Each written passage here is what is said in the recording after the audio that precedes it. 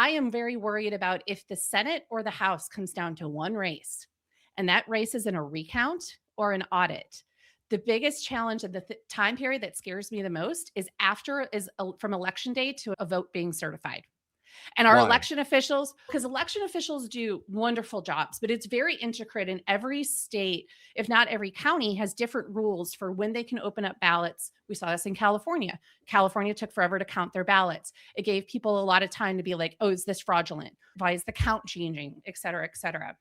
So it's that fog of war time period where people who want to influence what people think have that opportunity to do, because we don't have the answer yet of what is going to happen. And so I think we need more educating for people about how these election processes happen post election. This we learned this from January 6th, because most people were like, I thought I learned the winner on election night and that was it.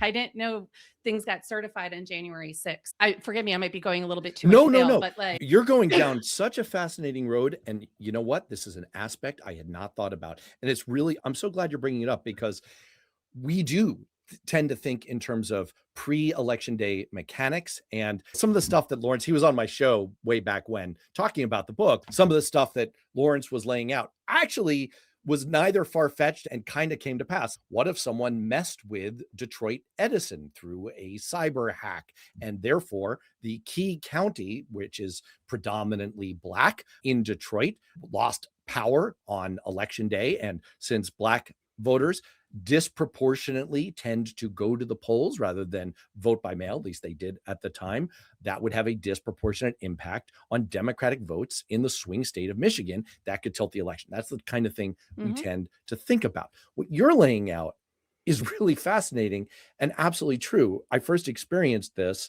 in the 2000 election. I was in grad school. I was at the Kennedy School of Government. It was Orwellian. We have this central hall, essentially, and they set up TVs all around it. They were like visa screens from Orwell, and there was a constant news feed with the count, the recount, the legal action.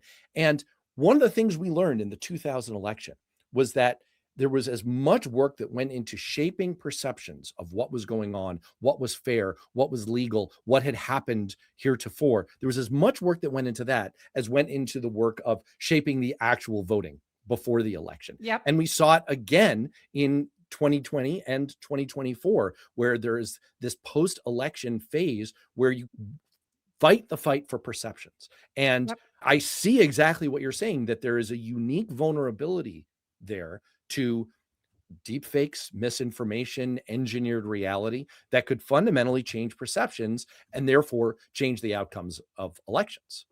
And even things can be true, because this is the challenge with how decentralized our election system is, that I'm from Wisconsin. Somebody from Wisconsin could be looking at what's happening in California or another state and be like, wait, I don't understand. Why is that state different than my state? I don't understand why that's happening. Does that mean that there's something weird going on? Because, like, most people are not into the weeds like you and I are into how much all of this stuff works. And so there's also just an education piece around, and also that can we all, this is if I could wave my magic wand, but can we all calm down a little bit and let election officials do their job and audit it and help to understand like how these processes work without, but we are going to be fighting the perception war, and people need to, this is the thing I keep hammering into people's heads is, yes, let's worry about before the election, but don't forget about post election and how important that can be.